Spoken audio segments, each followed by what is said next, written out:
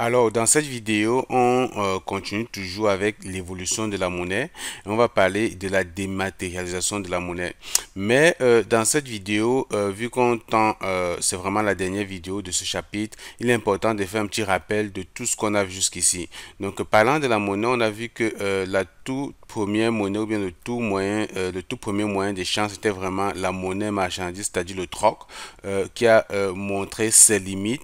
Donc, il était difficile en fait de pouvoir échanger ses biens lorsqu'on sortait de sa zone de confort. Si on allait dans un autre pays ou bien dans une autre région, dans le même pays, on pouvait rapidement remarquer que des personnes dans cet endroit-là n'avaient pas forcément besoin du bien que nous on les proposait en échange. Donc ça c'était un problème. Et puis on est passé donc à la monnaie métaux, ok? La monnaie métaux comme ça, c'est-à-dire les métaux étant quelque chose de rare, on s'est dit c'est quelque chose qui peut avoir la même valeur partout parce que des gens trouvent toujours un intérêt sur les métaux, c'est-à-dire sur l'or, sur l'argent et tous les autres métaux précieux. Donc, sauf que lui aussi l'a présenté ses inconvénients comme sa lourdeur, ça pèse très lourd, on ne peut pas transporter des grosses quantités d'or pour se balader et faire des échanges. Donc, la logistique n'était vraiment pas évidente. C'est ainsi qu'on est passé à la monnaie papier. Puis la monnaie papier venait comme ça, elle aussi, répondre aux inconvénients de la monnaie métaux et la monnaie métaux, elle qui répondait aux inconvénients de la monnaie marchandise. Donc, on constate donc que chaque fois qu'on évolue dans le temps, on se découvre une nouvelle monnaie qui va venir comme ça répondre en fait aux problématiques de la monnaie précédente, de l'ère précédente. C'est-à-dire que c'est vraiment une continuité, ok? Puis on est donc arrivé au niveau de la monnaie de l'étalon d'or. Donc le but c'était comme ça de simplifier les échanges et de ne plus avoir un papier qui chaque fois on va en fait se rendre chez un partenaire ou une banque, une représentation, déposer une quantité d'or et se faire rédiger un bout de papier qui va comme ça représenter en termes de valeur et qui va équivaloir à ce que nous avons déposé comme stock de matériel précieux. Donc c'était vraiment difficile. Du coup, les banques centrales de certains pays, bon, ce qu'on appelait, ce qui est banque centrale aujourd'hui, c'était forcément quelque chose de similaire. Ils ont décidé comme ça de créer des pièces et des billets qui cette fois-ci étaient plus dirigés, ok, étaient plus gérés par les gouvernements, donc de façon centralisée. Donc ces gouvernements, donc, ou bien ces banques centrales devaient donc créer des coupons de billets et des pièces sur la base de ce que elles avaient comme quantité d'or dans leur pays.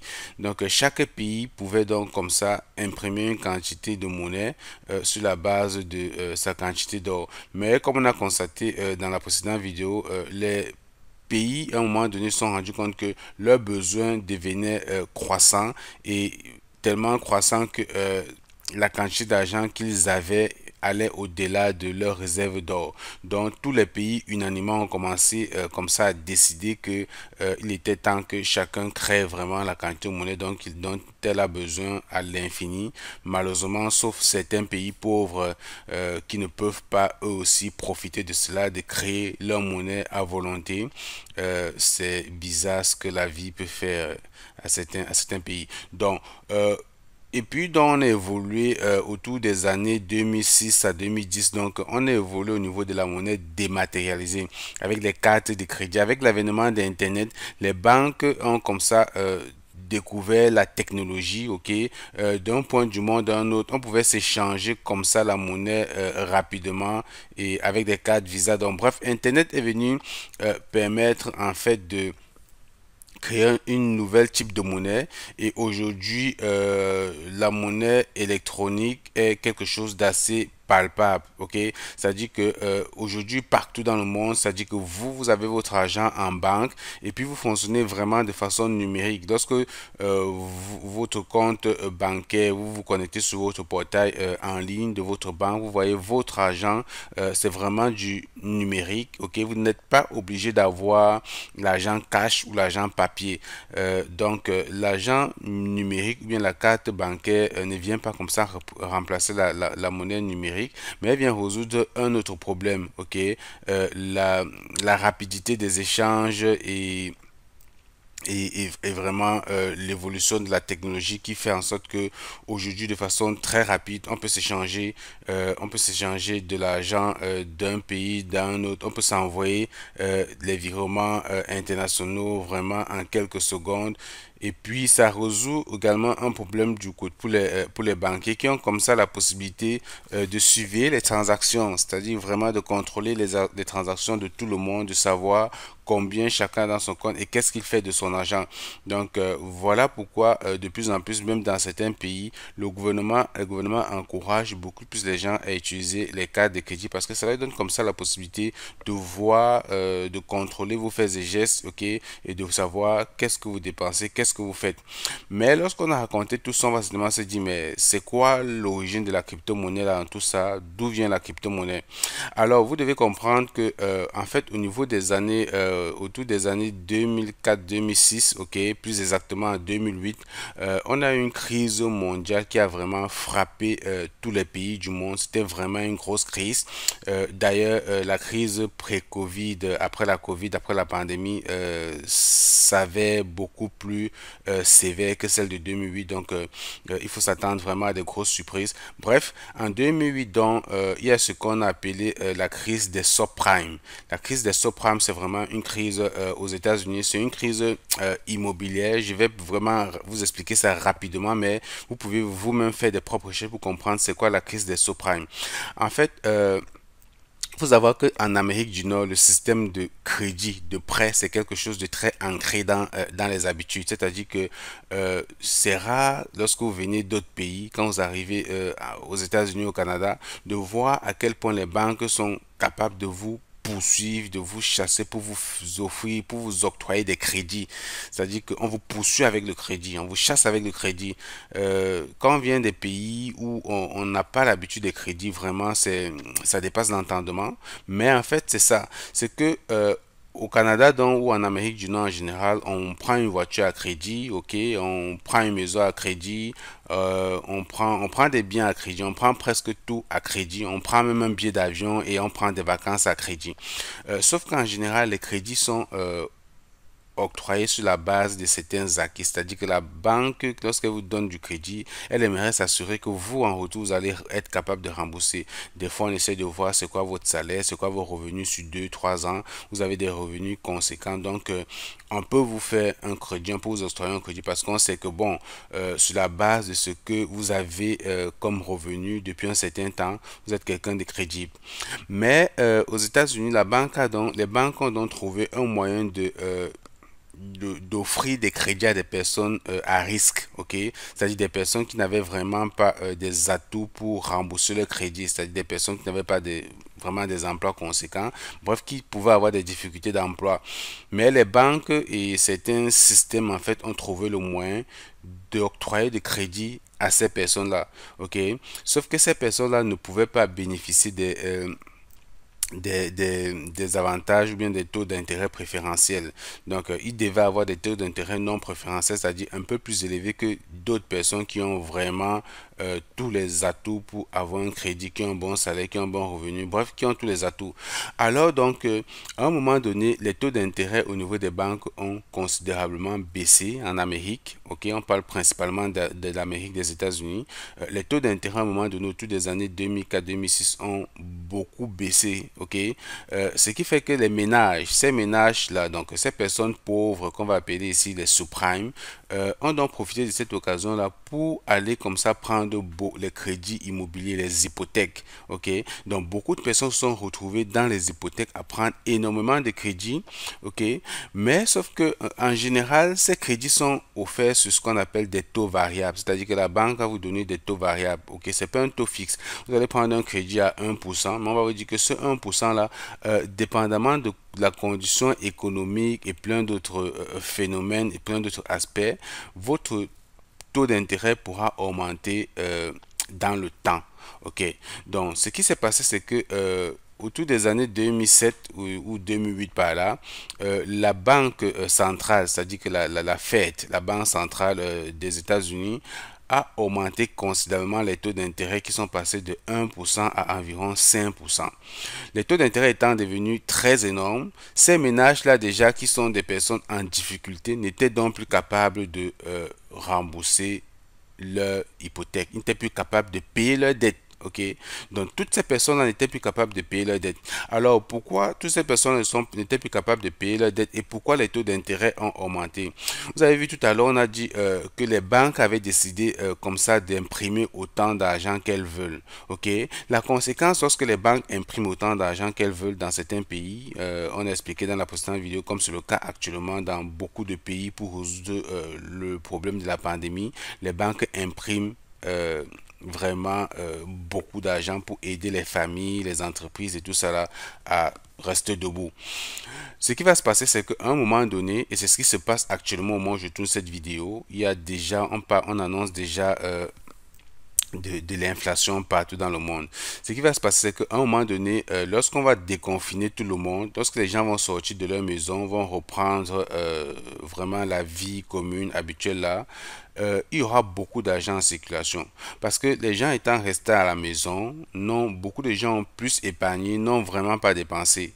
Donc, quand les gens vont ressortir, ils vont se remettre en activité. Il y aura beaucoup d'argent en circulation. Et en général, lorsqu'il y a beaucoup d'argent en circulation, le coût de vie également prend un coup. Ça devient cher, ça devient élevé. Donc, vous allez voir le coût de vie, c'est-à-dire que votre baguette de pain que vous avez l'habitude d'acheter à 1 $, lorsque vous allez vous rendre à la boulangerie, on va dire que non, votre baguette de pain maintenant ça coûte 2 $. Donc c'est parce que le coût de vie a augmenté, c'est à cause de l'inflation. En général, donc qu'est-ce qui se passe, c'est que les gens donc vont commencer à réclamer peut-être pour les employeurs, ils vont recommencer les hausses, recommander ou bien demander la hausse de salaire. Bref, les entreprises vont avoir besoin du gouvernement pour avoir également un autre soutien, pour avoir besoin d'aide. Mais malheureusement, à cause de l'inflation, la banque, je vais dire, les gouvernements ne peuvent plus continuer d'injecter l'argent en circulation parce que c'est augmenté comme ça de l'huile sur le feu.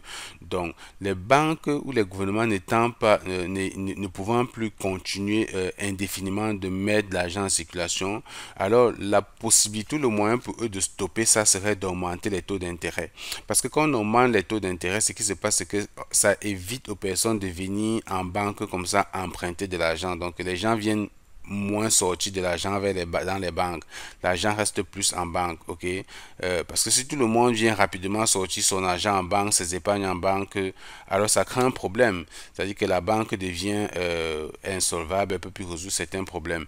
Bref, si on revient à notre débat du début, c'est-à-dire que ces personnes-là, c'est-à-dire que ces ménages-là qui avaient emprunté beaucoup d'argent pour les hypothèques n'étant plus capables de rembourser l'hypothèque, alors ce qui se passe, c'est que la banque saisit l'hypothèque, parce que c'est ça le contrat. Si vous n'êtes plus capable de payer votre hypothèque, la banque prend la maison et la banque a le droit de revendre la maison pour récupérer son prêt. Parce que dites-vous que la maison, lorsque vous ne l'avez pas prêtée, c'est la maison de la banque. Ok. Donc la banque, les banques se sont retrouvées en train de vendre énormément de maisons sur le marché. Ok. Il faut également dire qu'au départ, lorsque les banques prêtaient de l'argent ou bien donnaient de l'hypothèque à ces ménages-là, c'est parce que la banque s'était dit que l'idée principale de la banque, c'était que l'immobilier, c'est quelque chose qui va toujours prendre de la valeur. Ok?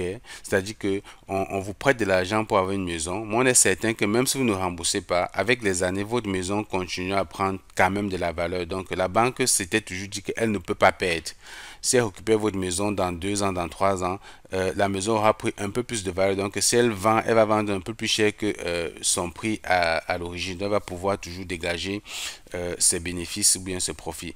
Bref, avec cette situation-là qui a surpris vraiment tout le monde, qui a surpris les gouvernements, ils se sont retrouvés, les banques se sont retrouvées en train de vendre beaucoup de maisons plein de maisons parce que plein de personnes n'étaient plus capables de payer leur hypothèque. C'est comme ça qu'aux États-Unis, il y a beaucoup de personnes, même présentement, il y a beaucoup de personnes qui ne sont pas sorties de cette crise-là, qui sont encore dans la rue, qui dorment vraiment de partout, dans les camions, dans les voitures.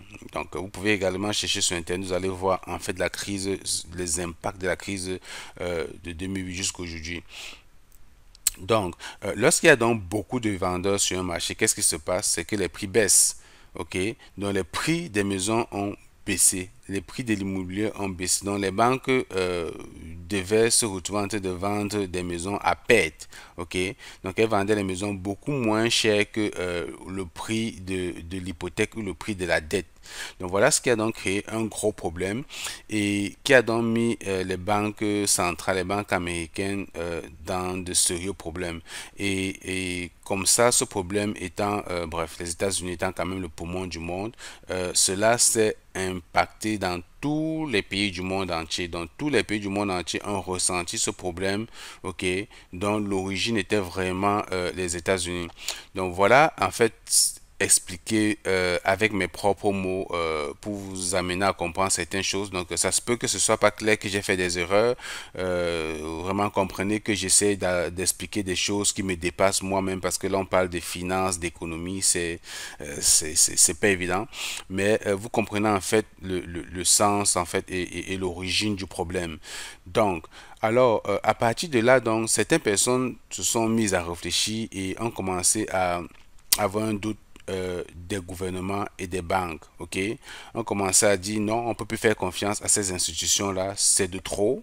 Ils peuvent du jour au lendemain vraiment créer de sérieux problèmes dans une vie, dans le monde. Alors voilà comment des personnes ont pensé à créer une monnaie décentralisée, une monnaie qui ne dépend plus des banques, qui ne dépend plus des gouvernements. C'est-à-dire que vous avez besoin d'argent, vous me contactez, moi je vous envoie directement de l'argent. On n'a pas besoin de passer par la banque ou bien par une autre institution, ok? Et puis chacun devrait avoir son argent dans son porte, bref, chacun devrait être sa propre banque. C'est-à-dire que votre portefeuille, votre wallet, votre exchange, c'est votre banque. Chacun devrait contrôler son argent. Donc voilà donc comment Satoshi Nakamoto, on ne sait pas toujours qui est cette personne, mais c'est bien qu'il soit où il est, qu'il soit vraiment discret. Et invisible et non présent parce que sa présence pourrait créer d'autres problèmes. Donc, voilà comment on en arrive aux crypto-monnaies et voilà comment nous en sommes aujourd'hui à avoir plus de 9000 crypto-monnaies parce que il faut dire qu'en 2009, après cette crise-là, la toute première crypto-monnaie, c'était le Bitcoin.